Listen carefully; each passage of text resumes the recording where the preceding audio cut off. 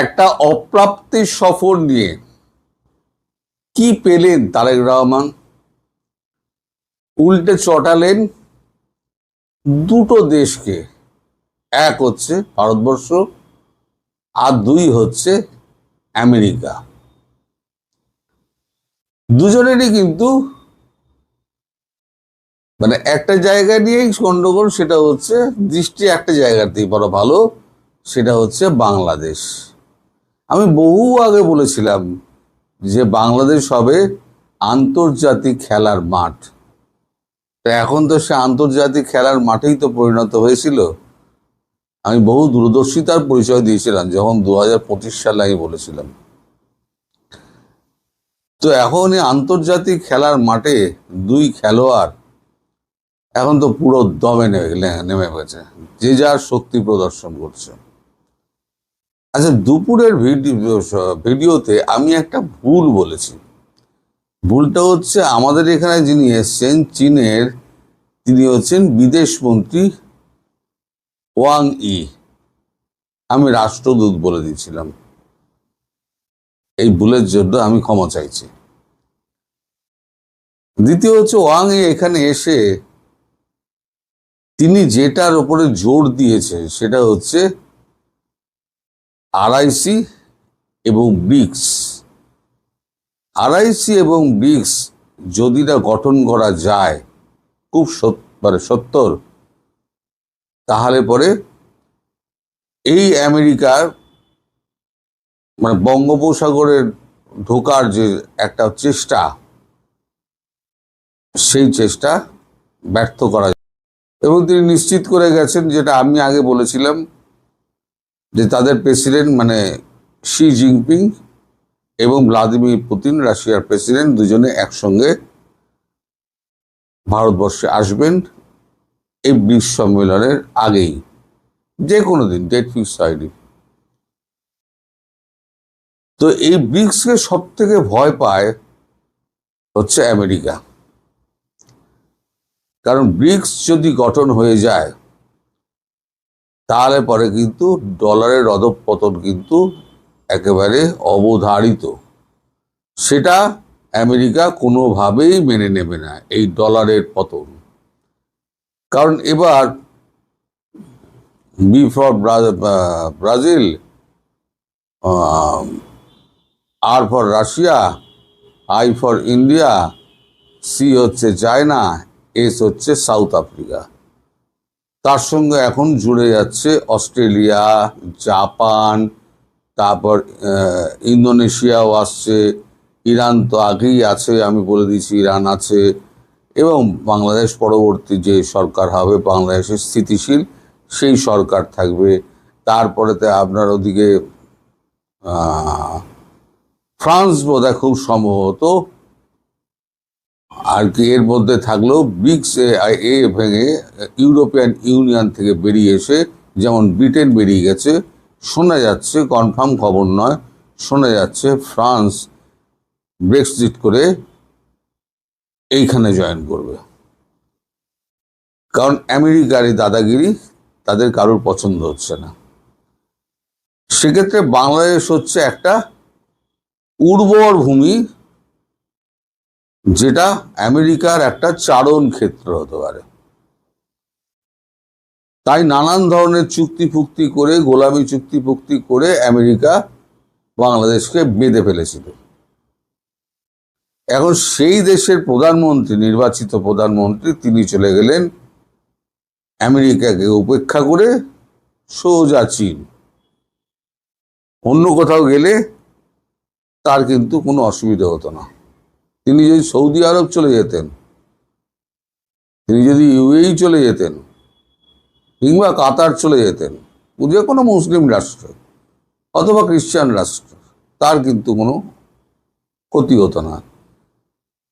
কিন্তু যে প্রতিদ্বন্দ্বী, যাকে দূরে ঠেলে রাখার জন্য ব্রেন ক্রিস্টেনসনকে বিশেষ দায়িত্ব দিয়ে বাংলাদেশে পাঠানো হয়েছে, তার বারবার বোঝানো সত্ত্বেও তারেক রহমান তাকে উপেক্ষা করে চায়না সফরে গেলেন। আসলে তার একটা দৃঢ় বিশ্বাস ছিল যে এই আর্থিক সংকট থেকে একমাত্র চায়নাই আমায় বার করতে পারে, কারণ এডিবি টাকা দিচ্ছে না, মানে এশিয়ান ডেভেলপমেন্ট ব্যাংক টাকা দিচ্ছে না, আমেরিকার যত রকম আমরা সংস্থাগুলো আছে, এই সংস্থাগুলো, তারা কেউ টাকা দিচ্ছে না। ফলে বাজেট কমপ্লিট করাটা তার কাছে এখন খুব কঠিন হয়ে দাঁড়িয়েছে। তাই তিনি একেবারে ছুটে গিয়েছিলেন চীনে, কিন্তু ব্যর্থ মনোরথ হয়ে ফিরে আসার পর এখন সরকারের বুকে কুলু পেটে গেছে, সরকার আর কোনো কথা বলছে না। তারেক রহমান তো চায়না গেলেন, আমেরিকা কি ভাবছে, গুগল কি বলছে শুনুন। বাংলাদেশের প্রধানমন্ত্রী তারেক রহমানের চীন সফর নিয়ে যুক্তরাষ্ট্র উদ্বেগ প্রকাশ করেছে এবং বেইজিং এর সঙ্গে গভীরতর কৌশলগত ও অর্থনৈতিক সম্পর্ককে বঙ্গোপসাগরে পশ্চিমা নিরাপত্তা এবং ভূ রাজনৈতিক স্বার্থের প্রতি একটি চ্যালেঞ্জ হিসেবে দেখছে। তার মানে আমেরিকা যেটা করতে চাইছে সেটাকে চ্যালেঞ্জ জানানো হচ্ছে। মার্কিন প্রতিক্রিয়া বেশ কয়েকটি মূল গতিশীলতা দ্বারা গঠিত হয়।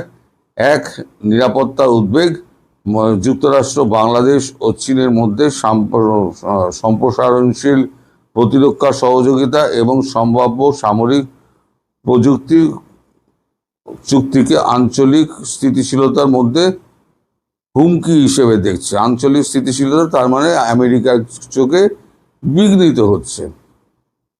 বৈশ্বিক ক্ষমতার দ্বন্দ্ব, ওয়াশিংটন এই সফরকে যা দ্বিপাক্ষিক সম্পর্কে একটি ব্যাপক কৌশলগত সহযোগিতামূলক অংশীদারিত্বের পর্যায়ে উন্নীত করেছে। বেজিংয়ে বেল্ট অ্যান্ড রোড ইনিশিয়েটিভ এবং দক্ষিণ এশিয়ায় তার বৃহত্তম প্রসারের সম্প্রসারণ হিসেবে দেখছে। মানে এই সফরটাকে সে বেল্ট অ্যান্ড রোড ইনিশিয়েটিভ এটাই দেখছে, চীনের ওই ব্যাপারটাই দেখছে, এবং সহযোগিতামূলক সম্পর্ক হিসেবে দেখছে। চীনের সঙ্গে যাই হোক না কেন, তার মাথায় কিন্তু ডোনাল্ড ট্রাম্পের মাথায় কিন্তু এইগুলো ঘুরে বেড়াচ্ছে, বা আমেরিকার মাথায় এগুলো ঘুরে বেড়াচ্ছে। জটিল দ্বিপাক্ষিক সম্পর্ক, যুক্তরাষ্ট্র বাংলাদেশ সম্পর্ক বর্তমানে টানাপোড়েনের মধ্যে রয়েছে। ওয়াশিংটন বাংলাদেশি নাগরিকদের উপরে ভিসা, বন্ড ব্যবস্থা ও ভ্রমণ নিষেধাজ্ঞা আরোপ করেছে এবং তারেক রহমান যুক্তরাষ্ট্রের ভ্রমণ সংক্রান্ত অমীমাংসিত জটিলতার সম্মুখীন। মানে এখনো ওনার ওটা ক্লিয়ারেন্স হয়নি। চীন যেখানে বিদেশি হস্তক্ষেপ প্রত্যাখ্যান করার ক্ষেত্রে বাংলাদেশকে সক্রিয়ভাবে সমর্থন করছে, সেখানে যুক্তরাষ্ট্র পশ্চিমা রপ্তানি বাজার না হারিয়ে বেইজিং ও নয়াদিল্লির মধ্যে সম্পর্ককে ভারসাম্য রক্ষায় ঢাকার প্রচেষ্টার উপর নিবিড়ভাবে নজর রাখছে। তার মানে ঢাকা যা করছে তার উপরে কিন্তু নিবিড়ভাবে নজর রাখছে। আমি বলেছিলাম না, আমি দুপুরবেলার ভিডিওতে এইটা বলিনি এই কারণে, দুটোকে একসঙ্গে করলে পরে জট পাকিয়ে যাবে, তার থেকে আমি আলাদা আলাদা করে দিয়েছি। এখন ট্রাম্প একটা জিনিসে খুব ভয় পান, আগেও বলেছি, সেটা হচ্ছে ব্রিক্স। তার কারেন্সি যদি মানে মূল্য না থাকে, সারা পৃথিবী ডলারে চলছে। এখন সারা পৃথিবীর কাছে যে ট্রেজারি বন্ড রয়েছে, প্রত্যেকটা গভর্নমেন্ট, প্রত্যেকটা দেশ ইউএস ট্রেজারি বন্ড কিনে রেখে দিয়েছে। মোটামুটি আপনার 350 ট্রিলিয়ন ডলারের ট্রেজারি বন্ড বিভিন্ন দেশের কাছে রয়েছে। শুধু চীনের কাছে আছে 176 ট্রিলিয়ন ডলার, শুধু চীনের কাছে, বাকিগুলো সমস্ত আলাদা। এবার শুধু চীন, ভারত, রাশিয়া, তারপর ব্রাজিল, সাউথ আফ্রিকা যে যা কিনে রেখে দিয়েছে, সব ট্রেজারি বন্ডগুলো যদি ফেলে দেয়, দিয়ে বলে যদি আমায় টাকা দাও, আমেরিকা দেউলিয়া হয়ে যাবে। তারপরে নিজেরা নিজেদের কারেন্সি একটা বার করবে, ইউরোর মতো একটা কারেন্সি বার করবে। কারেন্সি বার করে যারা যারা আসবে এর মধ্যে, যেমন সৌদি আরব চলে আসছে, কারণ সৌদি আরব আসছে এই কারণে, সৌদি আরব নয়, ইউএই আসছে এই কারণে। ইউএই এত মার খেয়েছে ইরানের কাছে, এই বুঝে গেছে যে প্রতিরক্ষায় আমাকে আমি পয়সা দিয়ে প্রতিরক্ষার ব্যবস্থা কিনেছি, তো কিন্তু ইউএস প্রতিরক্ষা আমায় দিতে পারেনি, প্রতিরক্ষা ব্যবস্থা দিতে পারেনি। আমার দেশ ক্ষতিগ্রস্ত হয়েছে। ফলে এই চুক্তিটা শেষ হয়ে গেলে আমি আর নতুন করে চুক্তি করব না। আর পেট্রো ডলার যেটা ছিল, ওআইসি পেট্রো ডলার আস্তে আস্তে তুলে দেবে। তাহলে কি হলো, পেট্রো ডলার উঠে গেল, ওদিকে একটা ঝোর কমলো, পুরোটাই ডলারে হতো। এখন ইউরোতেও লোক কিনতে পারবে, ব্রিক্স যদি একটা মুদ্রা বার করে ব্রিক্সেও কিনতে পারবে। তার মানে ডলারের ভ্যালু কমলো। তো এই যেগুলো যদি হয়,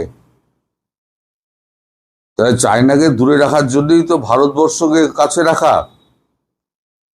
তা ভারতবর্ষের এখন যা নীতি, সেই নীতির প্রতি এখন পুরোপুরি সমর্থন আছে ডোনাল্ড ট্রাম্প প্রশাসনের।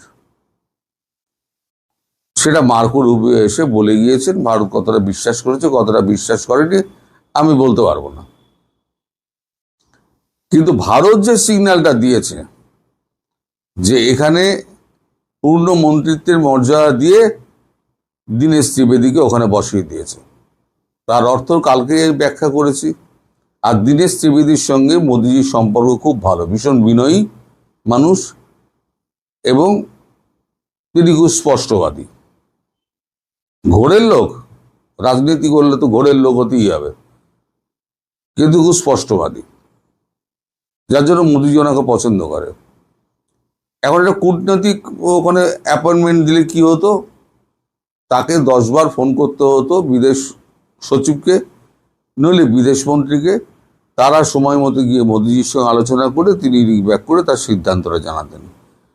দীনেশ ত্রিবেদীকে যেটা পাঠানো হয়েছে, দীনেশ ত্রিবেদী সিধে একেবারে মোদিজিকে ফোন করবেন। তার জন্যই তাকে কিন্তু এই ব্যবস্থা করে পাঠানো হয়েছে ওখানে। অর্থাৎ এই যে কথায় কথায়, ওই যে কালকে কাগজে পড়েছিলাম না, কথায় কথায় দিল্লিতে ছুটে আসা, রনেন সেন যেটা বলে ছুটে আসার যে ব্যাপারটা, সেই ব্যাপারটা ওইখানেই কেটে গেল। তোমাদের যা বলার আমার কাছে বলো, আমিও কথা বলে দিচ্ছি। তাহলে এখন যদি কোনো গন্ডগোল হয়, সেই গন্ডগোল তাহলে পরে এখন নয়াদিল্লির কাছে ছুটে এসে খলিলুর রহমান কিছু করতে পারবে না। আর আমার আশঙ্কা, সত্যি কি মিথ্যে পরে দেখতে পাবেন আপনারা, মার্কো রুবিও খুব শিগগিরই খলিলুর রহমানকে ডেকে পাঠাবে, ডেকে পাঠিয়ে এর ব্যাখ্যা চাইবে। হয়তো ডেকে এত করে পাঠিয়েছে, সে খবর আমরা জানি না, কিন্তু পাঠাবে তো নিশ্চিতভাবে। আপনারাও জানেন, বুঝতে পারছেন, আমরাও বুঝতে পারছি। আর এবার নিষ্পেষণ কাকে বলে, মানে কাঠের ঘানিতে ফেলে তেল যেরকম বার করে না, নিষ্পেষণ কাকে বলে, আমেরিকা এবার দেখিয়ে দেবে বাংলাদেশকে। আর ভারত চুপচাপ বসে বসে দেখবে। খুব বেড়েছিলি বার, তারাই বলেছি পেটে দানা পানি না পড়লে তাহলে ধর্ম টর্ম সব ভোগে চলে যাবে, জানলা দিয়ে পাখি হয়ে উড়ে বেরিয়ে যাবে ধর্ম।